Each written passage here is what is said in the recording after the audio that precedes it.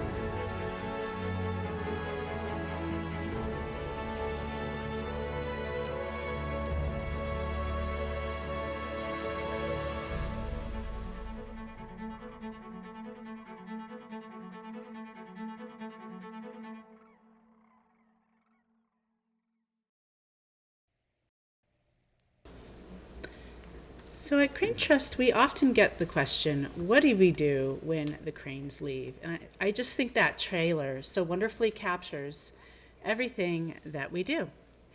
But importantly tonight, I am joined by Matt Fong, our Director of Fundraising and Outreach, and Dr. Abraham Cans, our Director of Conservation Research. Would you both like to say hi? Of course. Hey, everybody. So nice to be here and be out at the Crane Trust this fine evening. Yeah, thanks for the introduction, Kylee. I'm happy to be here with everyone and ready to talk about some cranes. And I, of course, am Kylee Warren. I want to thank you so much for being here. And just to review really quick what we're going to talk about in this program, we've got Matt Fong, who's going to go over how you can see the crane migration in the spring. Abe and I are going to have a little bit of a talk about wintering cranes and the spring migration, as well as a special project we have here at Crane Trust. We'll look at what we do for the rest of the year. And of course, I have some bonus material from my trip to New Mexico that we'll share this evening as we close out.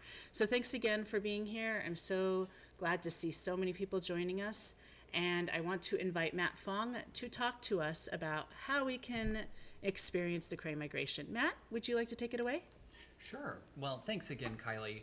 Gosh, the Crane Trust is just so fortunate to have you running and managing our virtual programs here. You just do such an exceptional job of showcasing the beauty of the Sandhill Cranes and the Whooping Cranes, and really highlighting our work throughout the year. So lots of clap emojis in the chat here for Kylie and your continued work. I am so fortunate. I have, I think, one of the best jobs in that I get to work with a lot of our members and donors in their support of the Crane Trust. And so Kylie offers wonderful guided virtual programs for all of our members coming up here in March. Kylie, remind me your first day that you have guided virtual programs coming up. That's going to happen on the 22nd of February. We always do it on the last Saturday of the month. And we'll kick off that evening with some wonderful cranes coming into the roost, hopefully. So we hope to see you online. Again, that's the 22nd of February. It's a Saturday. And so our guided virtual programs in March are reserved exclusively for our members. And so we do have a membership program. Memberships start at $75 and they last for the entirety of the year. And so we really value our members and want to provide them a really robust and relevant experience for what we provide here at the Crane Trust, wherever they are. So we know that there are lots of people who come see us in central Nebraska in March, but then there's a lot of people who can't make it. And so the virtual programs really become a valued way for us to show our work and also provide a good experience for folks to still see the migration. And so again, those memberships start at $75. You can join the Crane Trust membership program on our website, cranetrust.org. There's a button there right on the home page that says Become a Member, and you can join. It's pretty easy to do. We also allow for household members, so if you and somebody else living at your house both want to have logins to watch the guided virtual programs, or just log on to see our virtual cam really 24 hours, 365 days a year, you can do that. And so we, again, are so grateful for our members, because the membership that you provide also supports our work. And so we can't do our work without members and donors supporting both the salaries of our staff, the equipment needs that we have each year, and really, to be honest, the toilet paper in the Nature and Visitor Center. So a lot of those dollars come from our members and donors, and we are just so grateful for that support. Kylie, I'm sure we'll do a little overview in addition with the rest of our calendar for the rest of the year, so outside of what we call crane season, highlighting the other virtual programs that she hosts throughout the year. So there's a lot of wonderful ways that you can see what else is happening here outside of March. And so again, encourage you to hop on our website, cranetrust.org, learn a little bit more about our membership program, and again, we are so grateful for all of you who have signed up and joined. A little teaser: we did have a full staff meeting today, this morning, and so preparations for March are in full swing here. But we reported out our 2024 numbers to our staff, and we had a record number of Crane Trust members in 2024, and so grateful to so many familiar names on this list of people that are participating today, of people who have joined and become members and support us, whether that's online in your positive comments, or through your donations, or coming out to see the cranes through some of our in-person experiences as well. So again, grateful for all of the ways that people engage with the Crane Trust. Thank you so much, Matt. Yeah, and as Matt mentioned, we do have our guided virtual tour. So if you come here and fall in love with the cranes, you can take them home virtually and get to watch them throughout the rest of the season. So we hope to see you at the property and on the program. Thank you so much for all the kind comments about the footage. The footage is actually from last night and this morning, a little bit about the documentation techniques. Since it's too dark, as you probably noticed when you logged in, to actually see the cranes on the roost. We do have them, but they're very far west from our cameras, so they're a bit hard to see in this light. So during the winter, we go out and document the cranes in the blind. This was from our research blind named after Dr. George Archibald.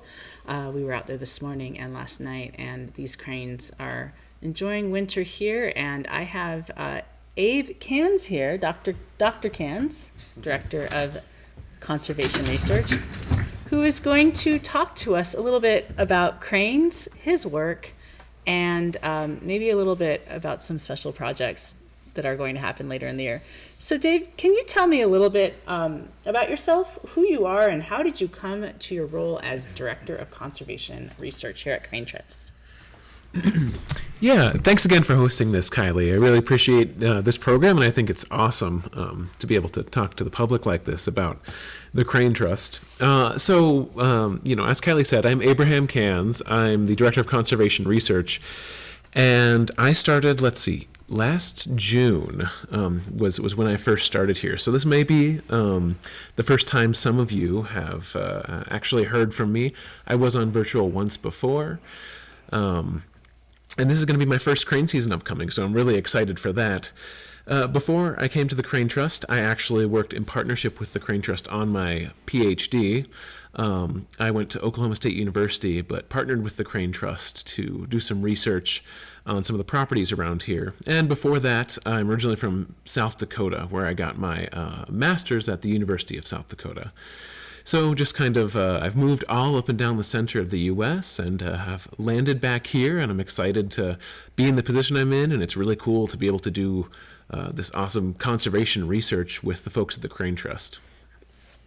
Thank you so much, Abe. And we're looking at cranes. I talked to Bethany, who's on our team as well, and Abe, you work with her. She estimates there's somewhere between 10 and 15,000 cranes wintering here at the Platte. What do you think? Yeah. So our most recent counts still indicate that there's above 10,000.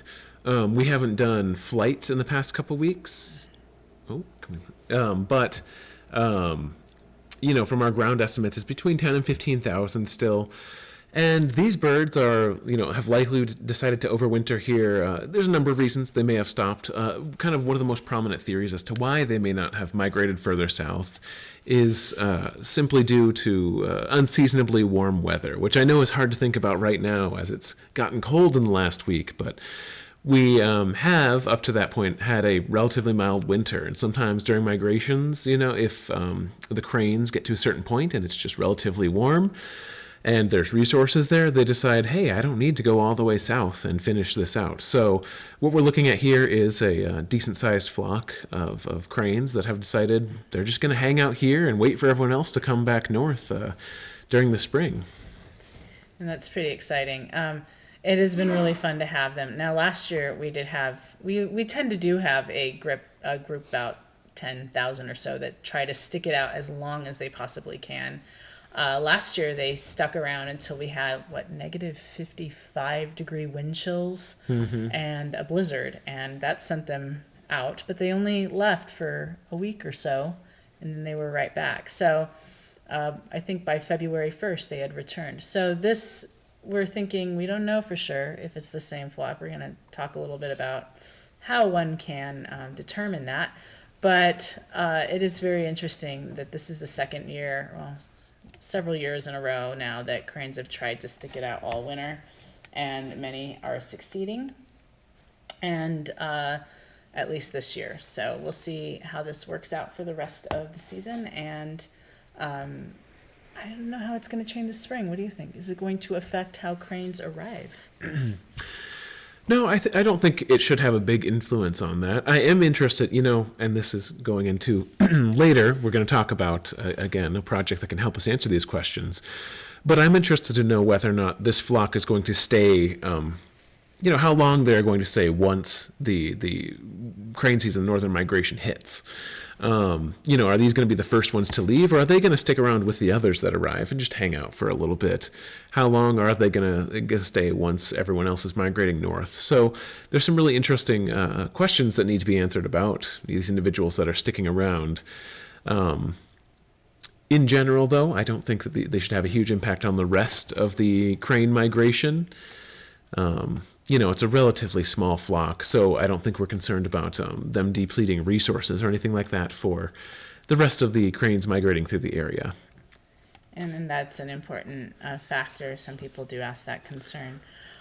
And just addressing a comment, actually, real quick, in the chat, Robert Beer asks, is it cold temperature that makes them leave or lack of snow covering food? And so, I would say it's a combination of resource availability as well as the cold. Really, the cold is what will drive them, or what we think drives them mostly. So if we did maybe in the next couple days hit those like negative 30 or below, temperatures, we might see these individuals actually decide to, finish out the migration south. But it's still, at this point, is not cold enough to force them to give up on their attempt to overwinter here. Thank you so much. Yeah, we'll just have to see what they do. I'm pretty confident that they're still going to be here. They're going to keep us going till crane season. And while you enjoy this footage, we are going to take a quick little break, and we will be right back.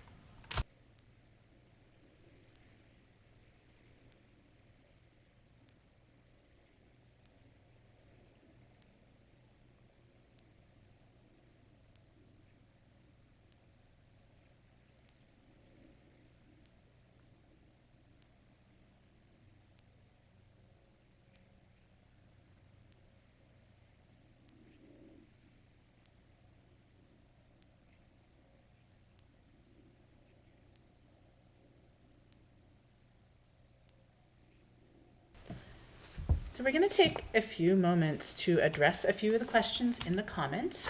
We're still here with Abe and Matt. The first is we have a question about providing closed captioning, which is something we're looking into actively. We'll be looking at maybe AI solutions or looking at adding closed captioning to the recording of this, which will be posted at the roughly 2-week mark after the end of this program. So we appreciate that is a need. So thank you for putting that in the comments, Deanna. And we have another question from an individual asking about crane tours. I'm going to let Matt take that one away. Yeah, so I actually just got a text message from one of our local friends asking if there were still spots available in our in-person crane tours. The answer is yes. And so we have a variety of options for you to see the cranes in March. So we have our individual both morning and evening blind tours. Those blind tours are hosted by some amazing volunteers. Several of those people I think are on with us tonight. Additionally, we have some daytime driving tours that you go out with a couple of our staff members and see and watch cranes feasting in the fields during the day. We also have a couple of really great options for photographers, both with Cheryl Opperman and Jeff Carney. And then finally, we also still have just a couple of spots left. We're really close to selling out, actually, in our overnight VIP program.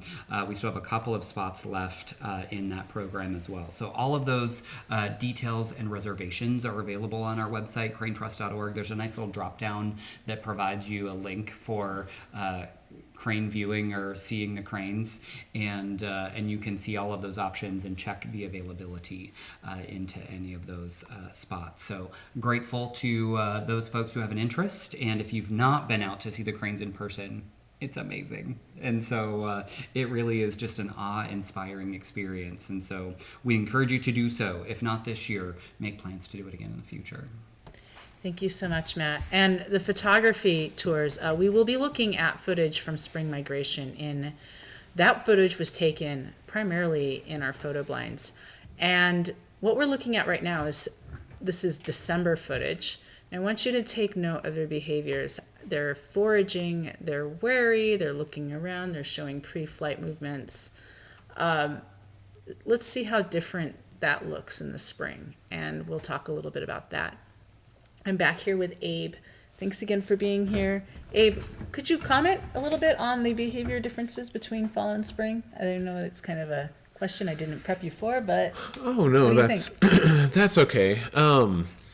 There is some behavioral differences maybe in terms of their foraging between fall and spring.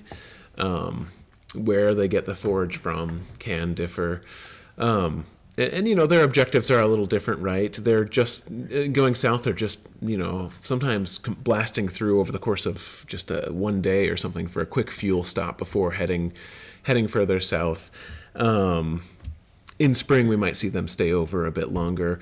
But in general, the similarities between the two migrations is that they are using this area as a rest stop to just pick up resources before continuing their migration. So they'll typically stick around however long they can endure the weather, as well as however long it takes for them to get the proper nutrients and energy they need to finish out their flights. Thank you, Abe. And I'm just watching this bit of flapping of wings and jumping and dancing and stick throwing. We do see that in the spring too, but there is a slight difference in how they behave that I notice. And we're going to talk about it later, I think. We'll talk about it when we see it. How's that? Perfect. Okay. And I will say I'm very impressed with the diversity of places that people are joining from, at least here in the continental U.S. We've got Omaha, Loveland, Doniphan, Hastings, Ashland, Madison, Minnesota, New Mexico, Rhode Island, San Antonio, New Mexico. I just want to thank you all, Virginia, Arlington, Virginia. Thank you all for joining us from all over the country, all over the different time zones. We really appreciate you being here. I see Indiana as well. If I've missed you, I apologize. Chicago, Utah, New York City. I've lived in some of these places. That's kind of exciting. So thank you for joining us. Missouri, another New Mexico. We really appreciate you all for being here.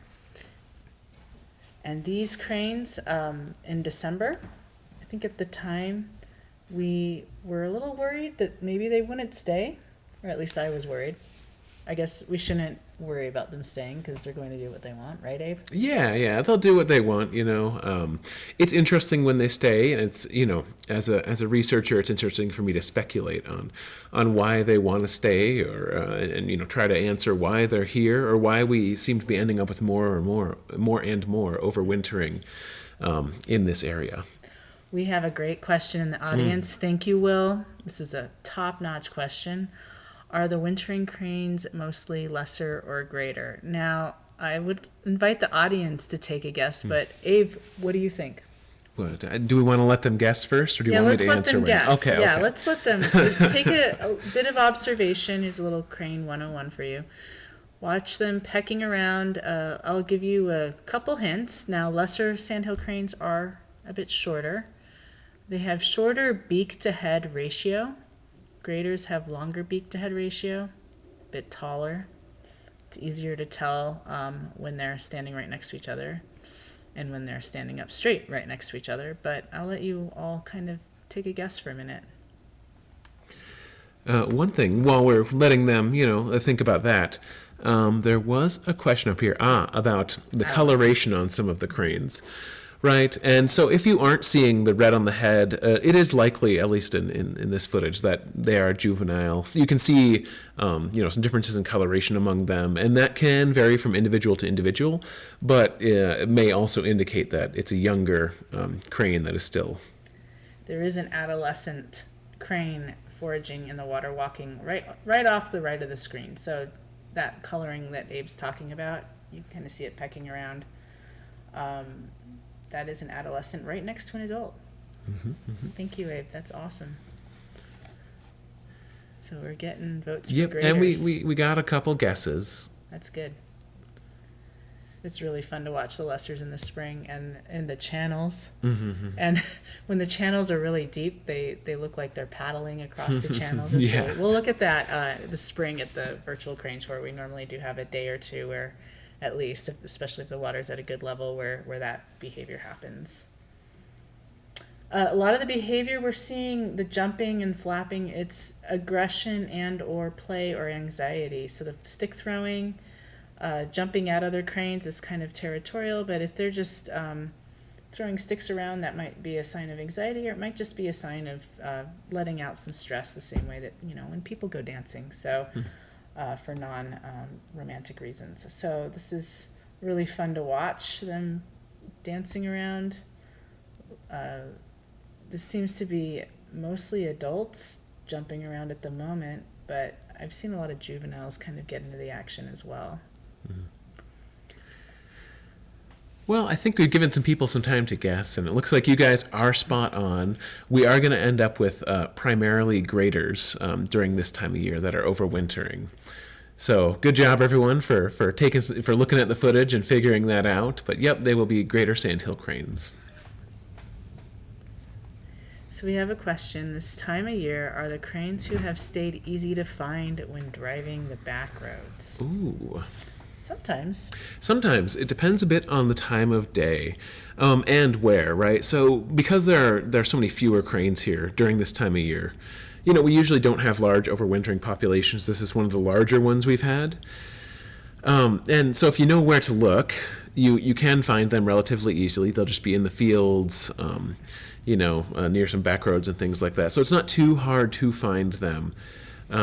But given that there's so many fewer, it's a smaller area that they cover right now. So you do have to know where to look. And right now that happens to be right here at the Crane Trust. That's very true.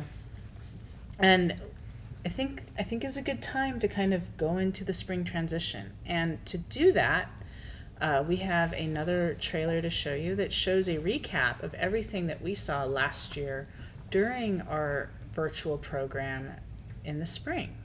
Our virtual program is 25 programs for the morning, 25 at night. That works out to be roughly 50 programs throughout the season. We invite guests. We look at special sessions about cranes after dark or cranes and their behavior. So we hope you join us on our virtual program this year after or before you come to Crane Trust in person. So we're going to run that trailer for you right now, and then we're going to talk all about our spring migration, which is well on its way.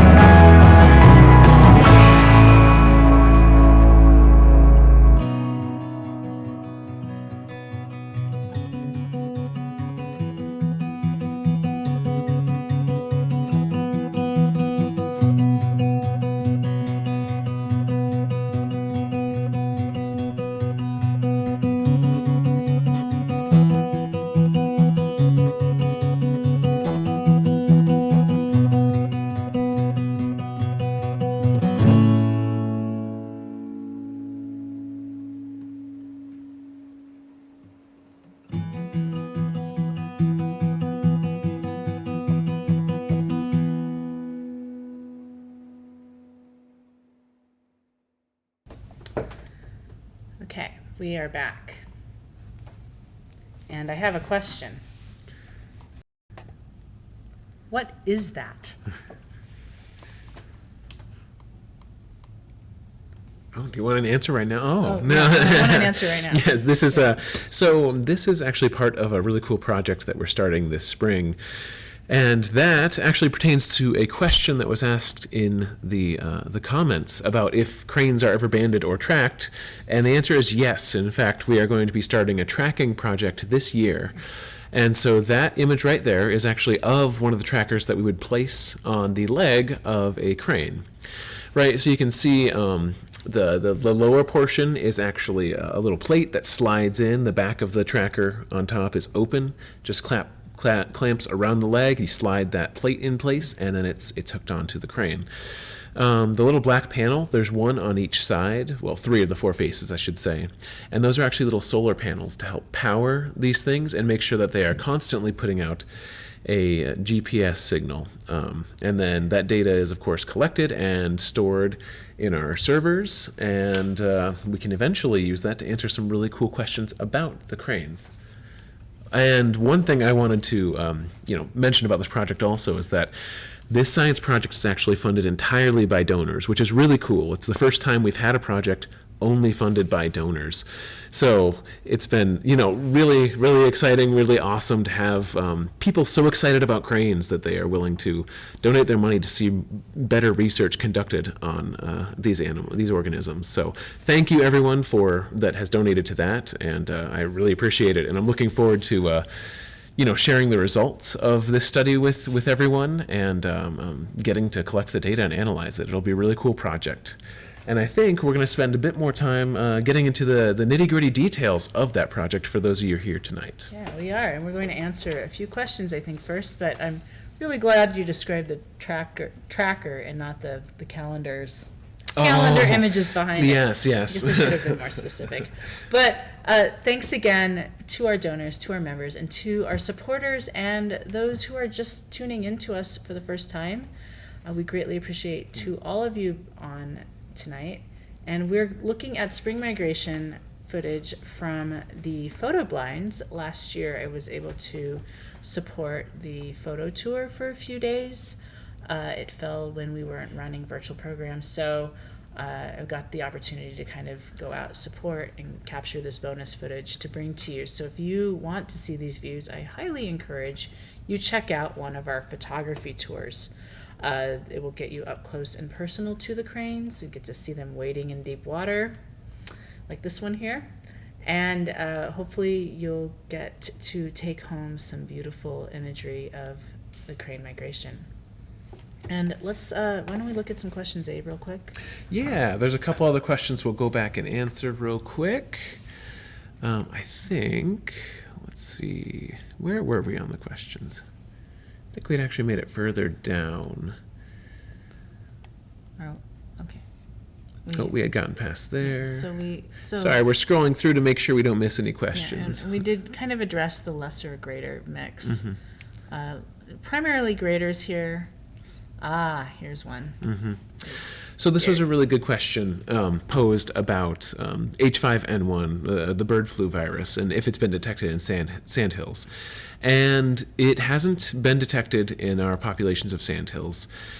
It's been detected in other species, but not cranes so far. It is something that we're really, we are concerned about. We want to make sure we monitor it, and we keep track of it, and we, want to make sure it doesn't impact the populations of cranes. And luckily, so far, it hasn't.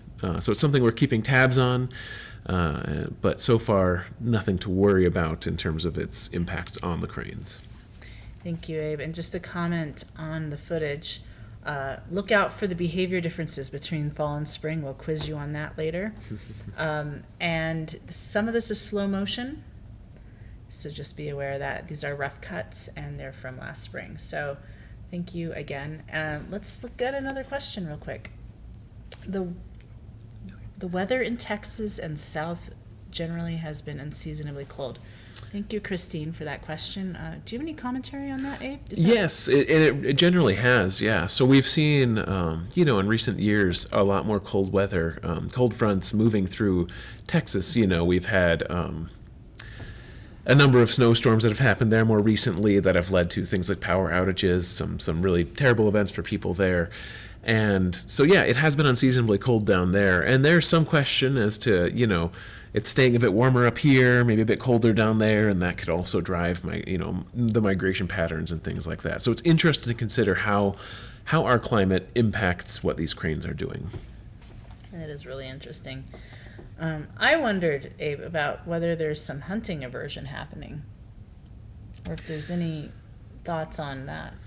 So I'm not certain. I don't know if I've read any studies about direct hunter or hunting aversion by the cranes, but it's something that could be considered. They do have a crane season down there, so that is a possibility and something that may be an interesting question to ask later down the line. Yeah, especially after we put trackers on them. Exactly. Yep. See if they're going down, coming back, and seeing why they're coming back. It's really interesting. I'm really excited about the trackers.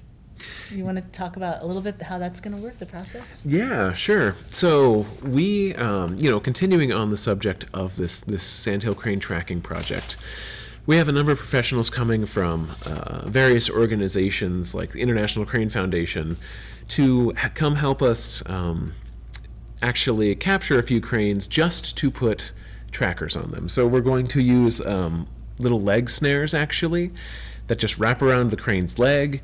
We have to have someone grab them real quick, and we have individuals trained in proper handling of these cranes because there's very particular ways you want to handle them so they don't have too much anxiety or hurt themselves.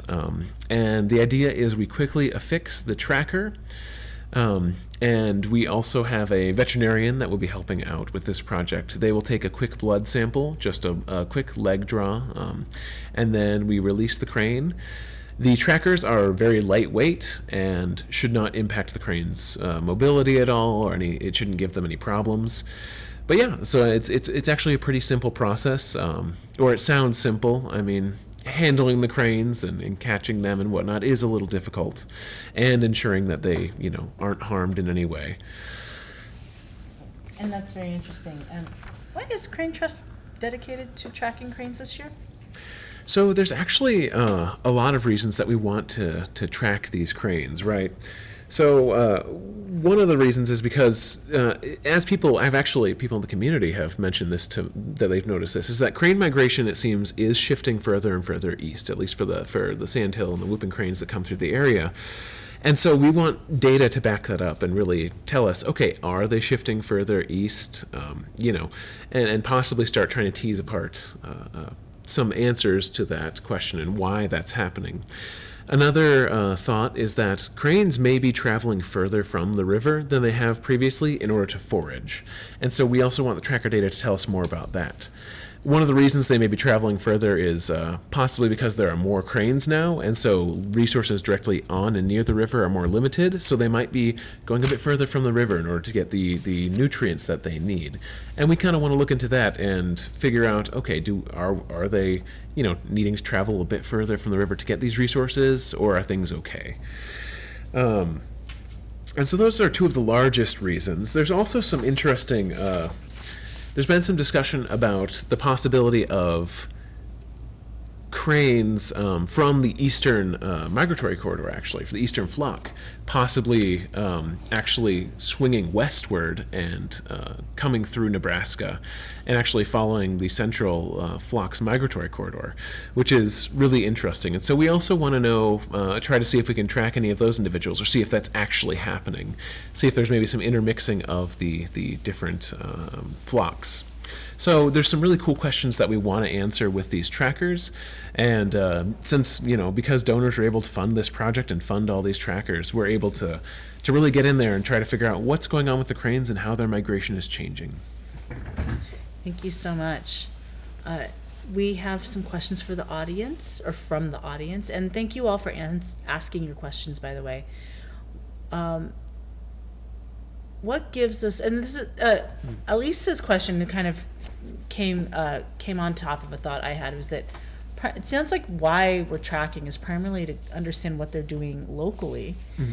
And what gives us the notion, I mean, you can correct me if I'm wrong on that, but what gives us the notion that they are tracking further east? And is it because more are seen further east, or do we have any other data on that? Is it from the crane flights? Yeah, it is from the crane flights, right? It's we keep track of between which bridge segments we see cranes, and so we do see the density of cranes shifting more and more east.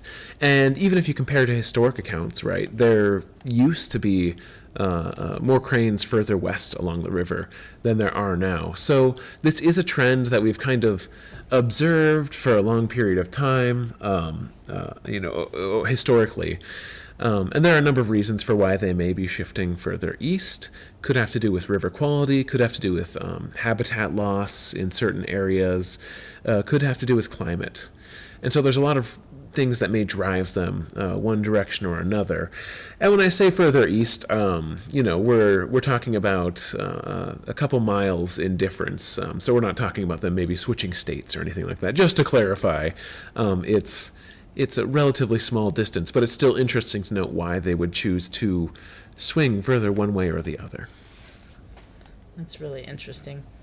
We did get a question about how do cranes keep their feet and legs warm in the ice and snow? It's an anatomy question. An anatomy question. Oh gosh. So if I remember this correctly, this is one I might have to... we might have to think back on this one. It's been a little bit since I've thought about the anatomy of crane legs. If I remember correctly, they're very thin legs, so there's not a lot of surface area for them to lose heat through their legs, and they also are a bit tougher in terms of the, I'm trying to think of it, the skin sort of on their legs. There's a name for it. Gosh. The particular kind of, and I should know this, I cannot remember it, but, and so that allows them to stay a bit more warm. They also may do behaviors like tucking one leg up, or sitting laying on the ice on top of their legs to kind of put heat more onto their legs and things like that. So there's a number of behavioral and just things they do to keep their legs warm, as well as some cool adaptations they have to just be able to hang out in the water and wade through it, even though there's ice everywhere. And if there is an expert out there, I have read somewhere or I've heard somewhere that they have a circulation method where the blood flows from one leg up to the body to warm up and then down to the other. I don't know if that is 100% accurate. I'm not a expert ornithologist, but I feel like I've read that somewhere or heard it in a lecture or something like that. And I certainly get worried about cranes when they decide to stick around and it's negative 40 degrees wind chill. I know bison can withstand that pretty easily, but I think cranes get on the struggle bus with that one a little bit. Oh, here we go. Megan says, the veins are close together and that helps the heat exchange. Thank you, Megan. Thank you, Megan. We appreciate you. Now, Deanna has a question about molting. Do cranes molt like ducks and geese and become flightless, or do they symmetrically molt like upland birds?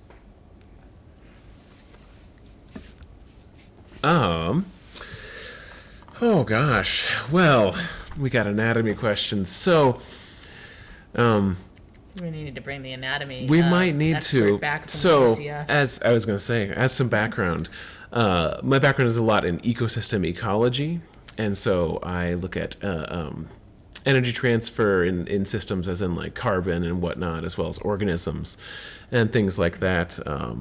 And so my anatomy of birds is sometimes a bit lacking, which is why we have Bethany Ostrom as a wildlife biologist here, who's kind of our bird specialist on staff. I believe that they molt more symmetrically like upland birds. So I don't think they ever go through a flightless stage. Yeah. In terms of the adults and whatnot. Yeah. From when they're juveniles, when they're first born, of course, they cannot fly immediately. So we have about 3 minutes left of this footage. And while we wait for it to wrap up, have any of you seen the key behavior difference that I certainly notice when I'm comparing, besides the number of cranes, because there are more cranes, and we've looked at, I think, 3 different locations now throughout the rotation of this footage to include photo blind, I think public blind, and then one of the research blinds. So has anybody noticed the difference in behavior? More dancing. You're getting there. Deeper water wading, yes. We have more water in the spring usually. So, he's not a doctor, but he could be. Andrew Caven likes to say that they act more hormonal in the spring, and especially later in the spring. So, a lot more dancing, a lot more courtship dancing. There is a difference between the courtship and the play dancing that we were looking at in the winter footage. They do this thing called a parade walk where the cranes walk with their beaks out, sticking in the air. And sometimes this even follows, or mating even follows that, where they kind of walk around each other doing that note, the beak sticking in the air. Like, did that crane just do it? She's maybe doing it. They kind of walk with their heads. It's almost like a 45-degree angle, a little bit less. Mm-hmm. And then they walk out forward. They're looking for interaction when they do that behavior. A lot more courtship, as we mentioned. And then a lot more pairing up, I think, too, with like a little bit more loyal to each other. But we see that throughout the year, but it seems a little bit more noticeable in the spring, at least from where I'm sitting. I think that crane might be doing that behavior, but not walking. So if you come to Crane Trust and join our bookstore, or not join, but enter our bookstore, we do have like a crane behavior dictionary where you can look up all the behaviors that people have educatedly guessed what cranes are doing. So I encourage you to look at that. It's a really fun behavior guide. I don't think it's very expensive, like $10 or so. Yeah, something like that. Spruiking of the gift shop here for us to consider. And we are going to look at, here in a minute, a comparison video of fall and spring as seen through our virtual cameras. I shared this a few years ago and I haven't shared it for a while, so I thought I'd bring it to you all tonight. And we're still looking forward to more questions from the audience. And Abe, you're going to stick with us for a little while, right? Yep, I'll be around for a while. Great, because we still have more questions for you. You're not done yet. We're going to look at that footage, and we're going to look at a little bit of what we do when it's not crane season, and then I'll let Abe go and show you what I discovered in New Mexico this past winter, seeing cranes that don't stay here all winter. Where else do they stay? New Mexico is one location, and we'll look at that footage together.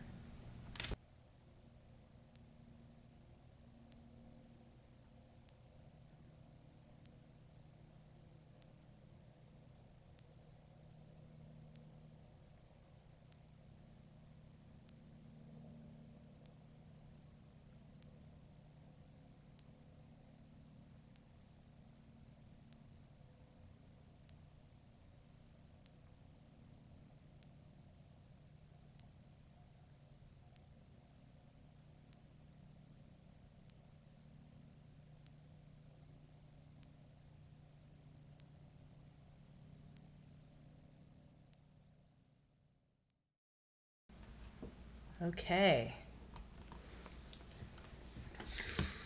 This is comparison footage. What we're seeing is fall migration footage.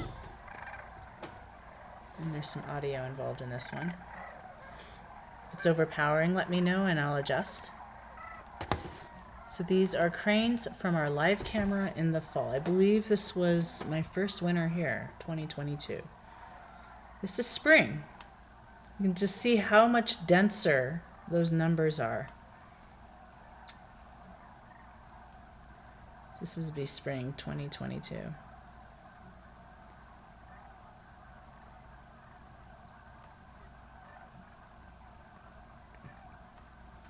And so everybody, I get super, and there's the comparison. So you can see roughly the fall and the spring. I think it was similar time of day, but unfortunately I think the lighting is different because of the time of year.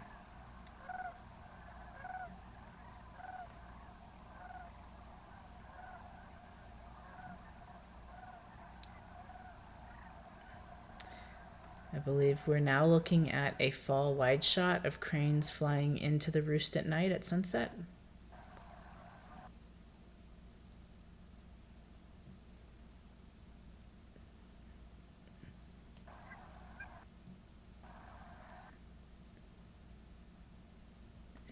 this is spring, similar time of evening. But the cranes are further away, so it's zoomed in. But you can see all those cranes in the background as well in the Alder Bridge. So again, denser gathering. And Abe, feel free to comment as you look at this as well. And there's the comparison.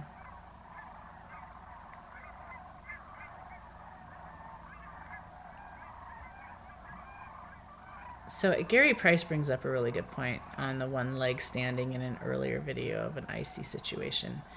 And that I think is definitely believable with the ice on the roost, that they're trying to keep warmer.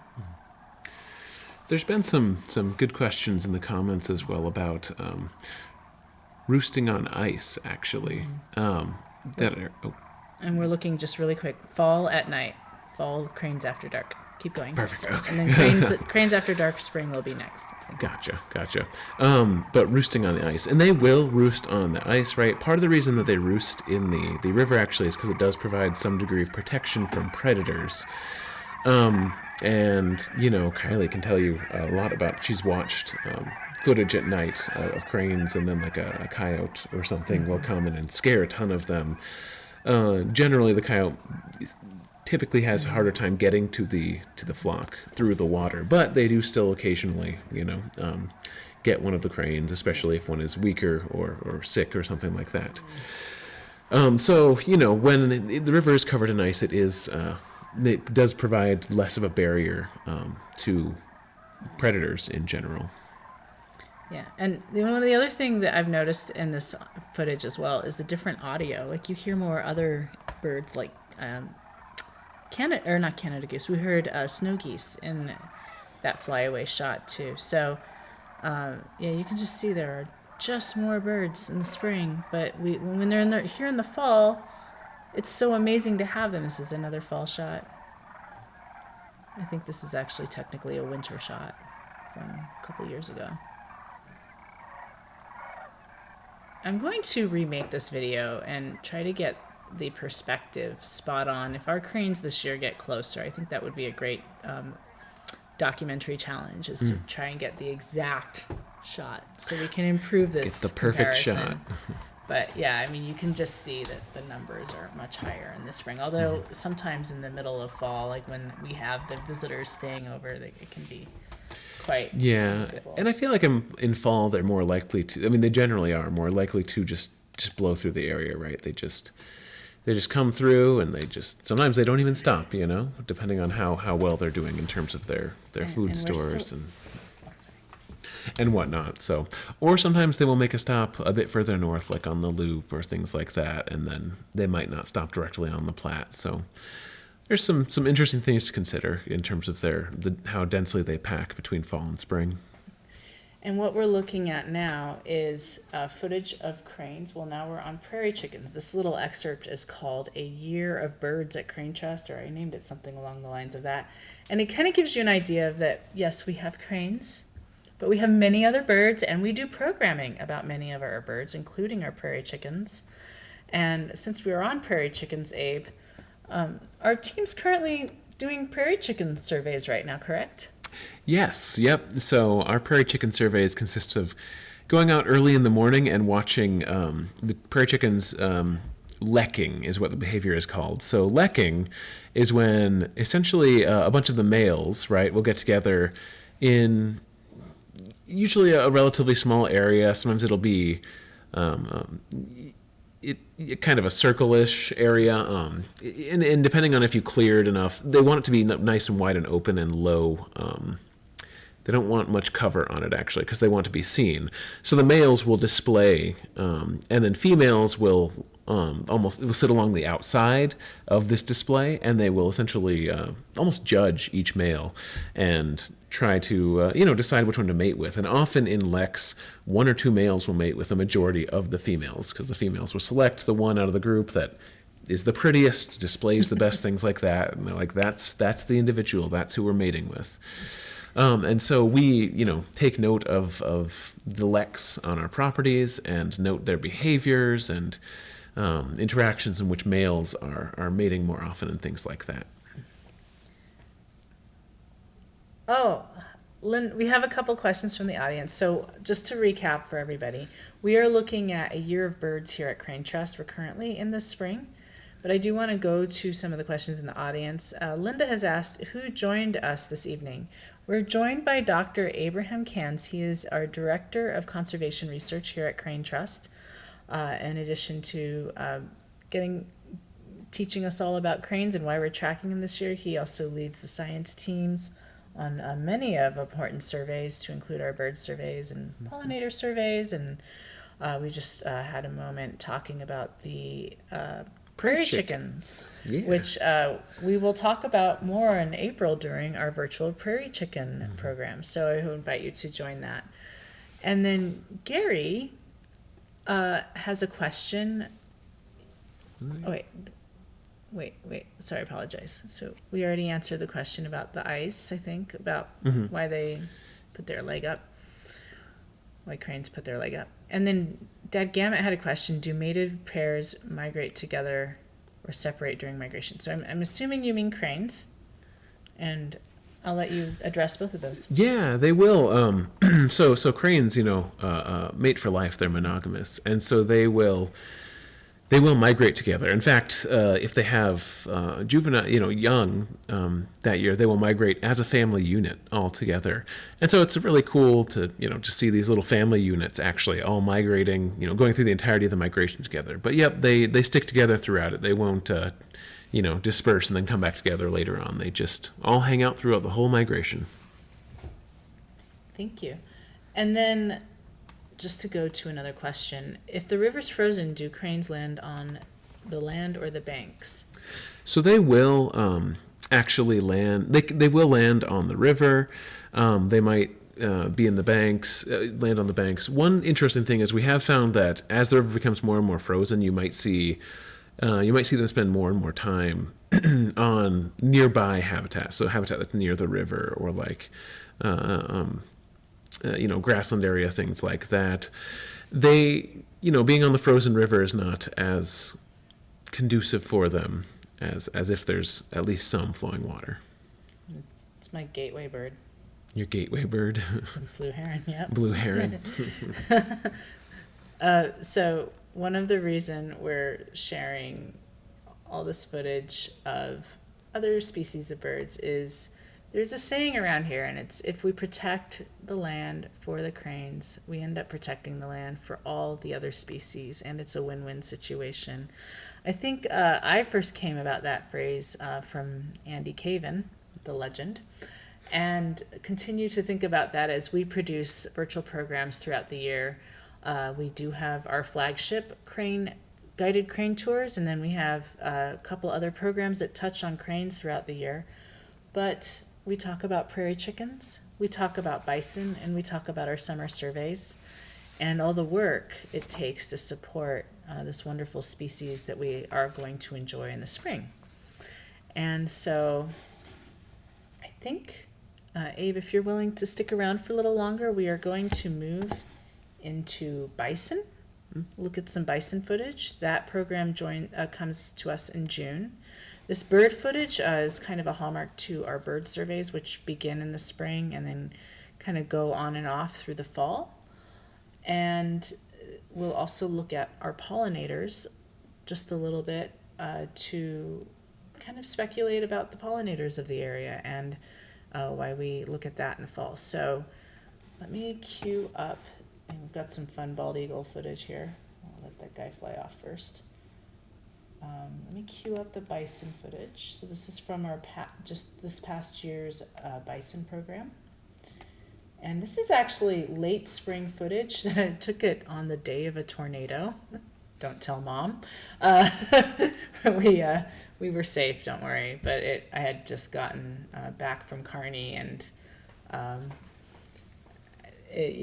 we were all clear and very safe to go out. But you can see how moody the sky is and how beautiful this footage is. And not only because the bison are wonderful and the sky is kind of this moody blue color, and we've got the bison in slow motion. These are baby calves that would have been a couple weeks old at this point. Yep. And why do we have bison at Crane Trust? So there's a number of reasons. One of them is it kind of goes back to like a more natural management of the land, right? So grazing can help to control a number of invasive or woody species, and so bison are a great way to do this. And bison themselves, have had a complex history of over harvesting and things like that. So it's really cool to, bring these bison back in, have them providing a benefit to the landscape in terms of their grazing, and at the same time helping the bison themselves. And so when Matt Urbanski and I went out to get this footage, you'll see there's a little bison behind this giant bison. This bison was black, and hopefully we'll get a glimpse of it here in a minute. Do you know much about the black bison? Yeah, so some of our bison have different coloration, and that's based on, and I don't remember all of the... Baby bison. Yeah, some of the baby bison, but it's based on where their genetics are from, actually. So there are different herds, and we will bring in different individuals from herds around the U.S. in order to make sure the genetics of our herd are kept diverse. Now, Josh Weesey is the person who we'd want to talk to if we... who's here on staff at the Crane Trust. He's who we'd want to talk to if we wanted to talk about every single herd that we have genetics representative in our herd, but I don't know them off the top of my head. And this summer, we will have Josh on to talk all things bison with us. That program is usually in July. It's usually after the 4th of July because we like to bring bison and fireworks for you all to see.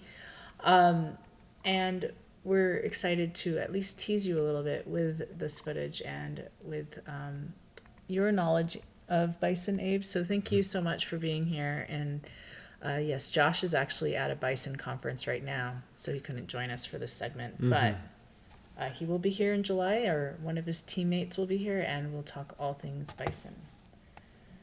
And next we're going to go over to the world of grasslands. So we do have pollinators at Crane Trust. And the pollinators are really important for our prairies. And this past year, and I think, Abe, you're in some of this footage, we tagged butterflies. Mm-hmm. And so when that footage pops up, we can talk a little bit about that. So this is a segment from our late summer, early fall program that looks at all the surveys that we do here at Crane Trust to include plants, fish. We do fish seining. We do grassland surveys on the grasses. And then we work with pollinators. We look at the different pollinators. One year we did a moth survey, which involved being out to 2 in the morning. You were in on some of that. I did. I helped out with that. Those were some late nights. And those were some late nights. A lot of fun, though.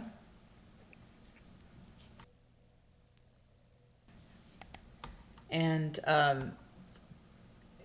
think we have some of that footage, but I don't know for sure. I can't remember. But we were looking at a hummingbird moth at the moment. We did have hummingbird moths on that survey. Mm-hmm, mm-hmm. Why are pollinators, and then monarchs, obviously monarchs are so important. Why are pollinators so important, and what can everyday people do to protect them? So, in general, I think we hear this a lot, but pollinators are critically important to plants, right? And they serve a critical role in terms of fertilizing plants, transfer of pollen and whatnot between plants. Oh, and I see that there's Bethany collecting some monarchs that we were tagging. And there's me and Eleanor trying to catch some. Yep. Oh, gosh. That was a fun time. Fun. But yeah, so they're just critically important to the ecosystem, not only, for where they're placed in terms of not only being a food source, but also in what they do for the plants and keeping everything. I mean, without them, we would not have the diversity of plants that we have today. And so, things that you can do on your own in order to, I think I got one there. I did. I got one. Nice. Good job. But things you can do would include like planting a pollinator garden in order to give some of these pollinators something to interact with, to feed on, in a more urban area, in a more urban setting where they may not have resources otherwise.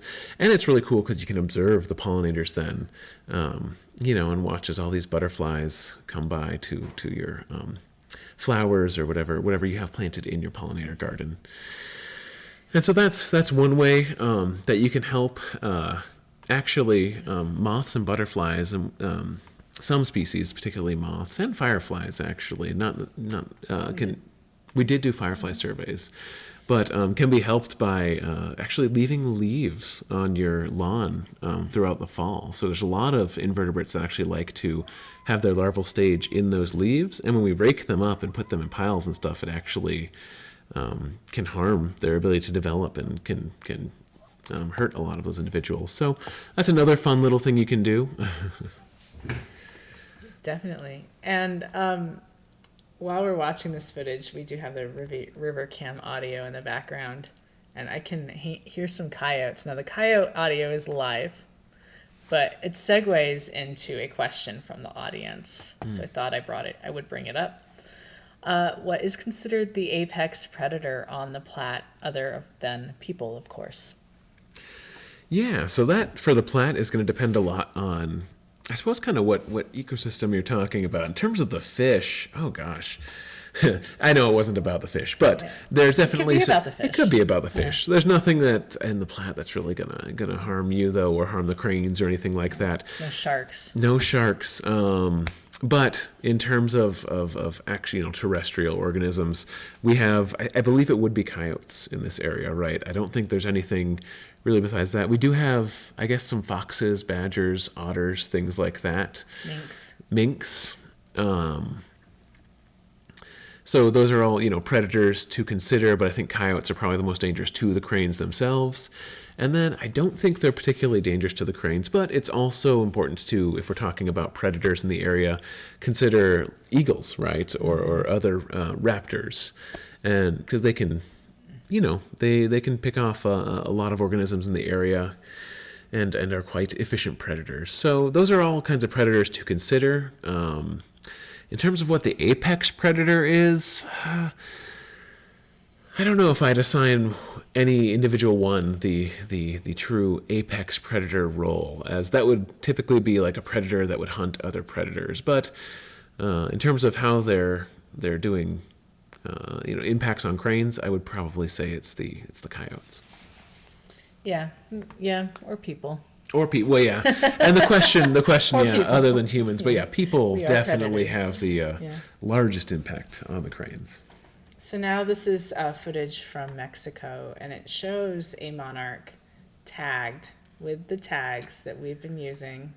Not our tag. This was from actually this time last year, and so it would have not been a butterfly we tagged. And then, of course, this shows the impact that Crane Trust has, because, of course, these butterflies do travel to Mexico. We're having a global impact on a species, not just cranes, but so many other species that come here. So we're looking at bumblebees now. We are going to wrap up here soon. I do have some New Mexico footage to show you. Abe, are you wanting to stay for that, or are you going to have to run here soon? Oh, I might head out here soon, actually. I think that's my plan. I don't know if I have a lot to add to your New Mexico footage. Just cranes. Just cranes. Just cranes, yeah. So before you go, is there anything you would like to add? Yeah, well, first of all, I wanted to thank you again for hosting this tonight and having me on, and having Matt here earlier. It was a great time discussing all this, and thank you everyone for your really cool questions. I hope I was able to answer at least a decent number of them in a satisfactory way. I know there were a couple that got away from us, but we'll work to make sure we get all the answers to those as well. And join us during crane season. And maybe, Abe, if you want to join us as a special guest or just to pop on. Definitely, If yep. you have time, that is, if they don't have you running. I know I'd across like the to, prairies. at least once during crane season, I'd like to hop on and do a virtual at some point. So you'll hear from me again, likely.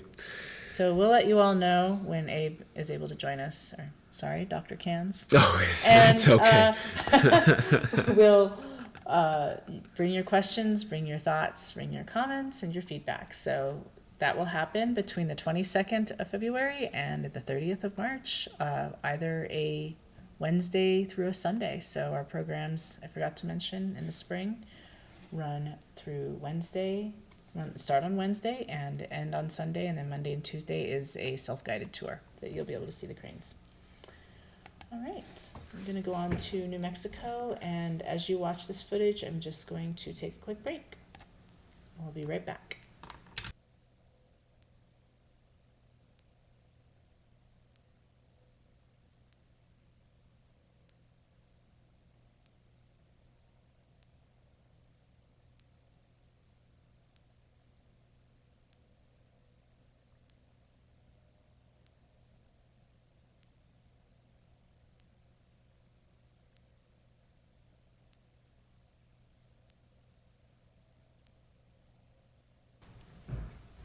Okay, so many of you know that I have a slight obsession with cranes after dark, and I went to New Mexico this past year to give some lectures about cranes, give some crane tours, and it happened to be a full moon right as the Festival of the Cranes ended, so I took to the moonlight, and these are flooded ponds in the Bosque del Apache where we're seeing these cranes wake up in the moonlight, and one of the places our cranes go in the winter, at least the cranes that don't stay here, is New Mexico. They go as far south as at the center of Mexico. I think most of our crane, we're going to find out with our trackers, but most of our cranes here at Crane Trust go to Texas, Oklahoma, and some of them go as far west as New Mexico and even Wilcox, Arizona. So these cranes are in New Mexico. This is at the Bosque just this past winter, and they have a festival of the cranes that I encourage you all to check out next December. If you're missing cranes during the winter months, it's a great place to go get a little warmer for a little while, and not too much warmer, but it's a good place to see cranes and a whole bunch of other migratory species like snow geese.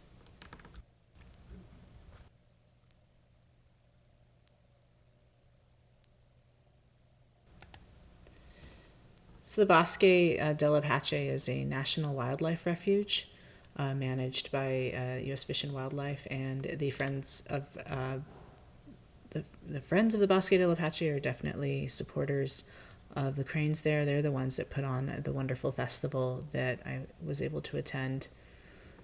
And Bosque del Apache used to have corn crops, but lately they are not growing corn for the cranes. So they have more of this kind of grassland area for the cranes. I was able to go see the cranes at the Bosque, but also in the another state park of New Mexico, Bernardo, and we'll look at some of those cranes here in a minute.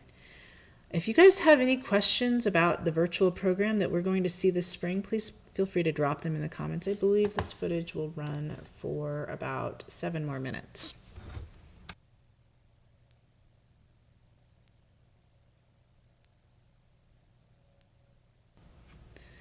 One of the interesting things about the Bosque del Apache cranes is that they tend to be greater, the majority tend to be greater Sandhill cranes that fly the Rocky Mountain Flyway. That said, in that prior footage of the cranes in the moonlight, some of those cranes were lesser Sandhill cranes. You can get really close to these cranes. There's some speculation as to why they fly over the Rockies, and so they're flying over the highly developed areas of the Front Range, Denver, Colorado Springs, Loveland. We actually did hear cranes in Loveland this past fall. So they get closer to people, so maybe they're just not as afraid of people as the lesser Sandhill cranes that fly through here. Those cranes are flying in more remote areas, the Dakotas up into Canada, over the Bering Strait into Russia. So those cranes are seeing less populated areas, but still a lot of human development. So yeah, you can get very close and you can see these greater sandhill cranes, just how long that beak is.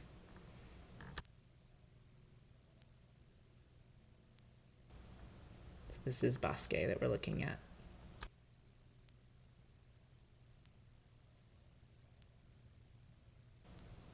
We're transitioning into the Bernardo State Park.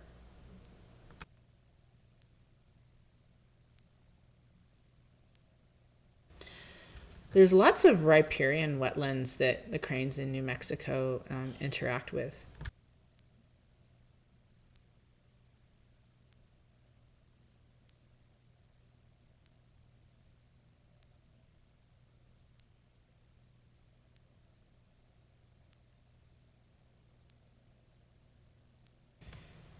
Technical name for this particular park is the Bernardo Wildlife Area, and it's north of Socorro. Bosque del Apache is south of Socorro in New Mexico. And again, these flooded areas of this wildlife area offer cranes roosting areas for the cranes, and you can get very close to the cranes, which is why I brought this footage to you tonight. That's a juvenile in the shot on the left of the screen.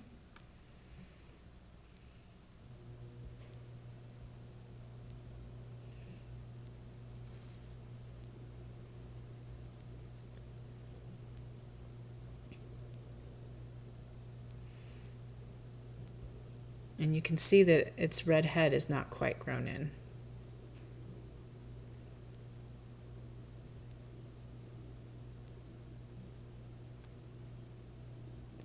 And so I spent a couple days documenting these birds. I started at Bosque we saw that late night, early morning footage, and then I drove around that habitat, captured some footage, and then the next evening I went over to the Bernardo Wildlife Area. Again, a lot of these areas are flooded. There's a lot of very interesting water challenges in New Mexico. Water's very contested there. I recommend you read about it. Hopefully, they'll continue to keep water for the cranes and the other wildlife that uses it. But as we see on the Platte, water seems to be an increasing challenge everywhere where wildlife lives. And so we're advocating that wildlife has a stake in that water, and that hopefully we can continue to provide and ensure the water exists for those animals so they can continue to thrive.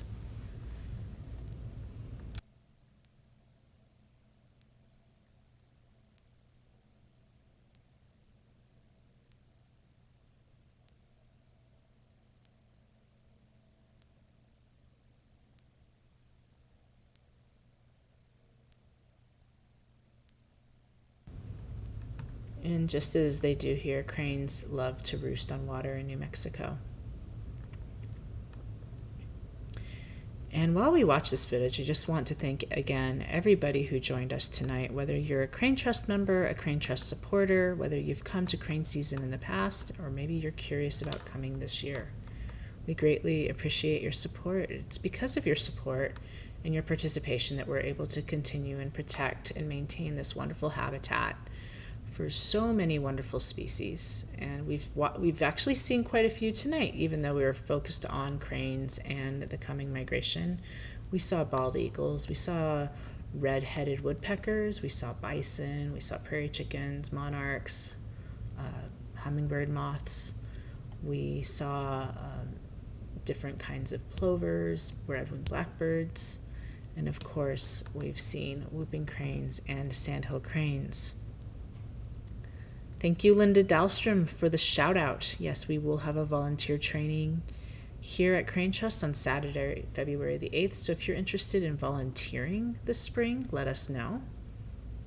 You can even volunteer for virtual. We will have a couple sessions where that will be an option.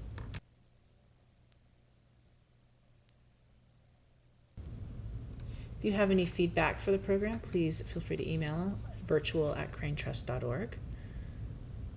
And thank you for your feedback in the comments. We will take that to heart, and hopefully we'll be able to action some of that.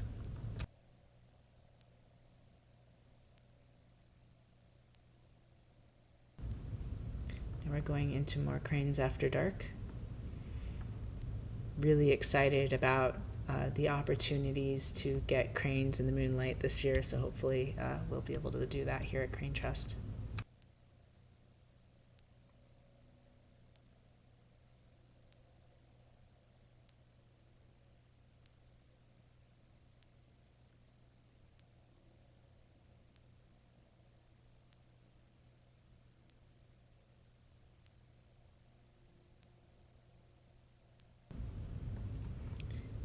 Thanks again for all your warm and kind comments tonight.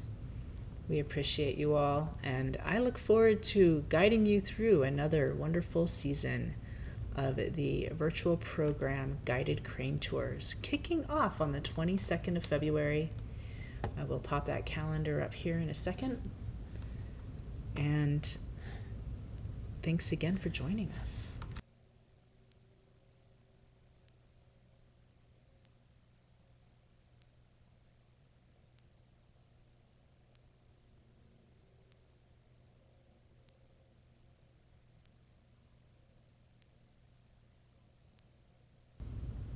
Like how that crane kind of got all excited and now he's tucking back in to go to sleep. Watching cranes after dark is just too much fun.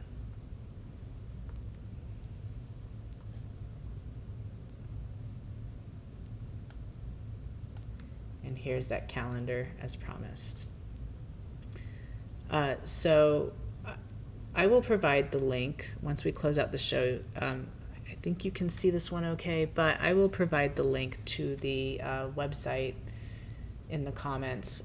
I think this calendar is now online. We will be sharing it on Facebook. And as you can see, we start February 22nd for a sunset edition. We run the program Wednesday through Sunday, with Monday and Tuesday being off days. Those tend to be field days for me. I'm out getting all the footage. The spring footage you saw tonight was captured on those Mondays and Tuesdays that allow for a break in virtual for us to go out and document the spring migration. So we do have cranes live, and you'll get to watch them and hear them on the Monday and Tuesday as well. So we encourage you to watch cranes every day. I've had a lot of people write in and say, oh, I watch cranes during my work shift and listen to them in the background all day. I am actually guilty of that. When I was abroad, I would listen to cranes from the live cams. So I encourage you all to, make cranes an everyday part of your life, whether you're here at Crane Trust or away from Crane Trust through the virtual program. And once again, thank you all for being here. And if you have any questions or comments, I'll drop that email in the comments as well. Please make sure you like and subscribe so you can stay updated on all of our YouTube content. And thanks again for being Crane Trust members, Crane Trust supporters, advocates for cranes, and all things High Plains wildlife. We appreciate you, and we wish you a wonderful evening. This is Kylee Warren, signing off.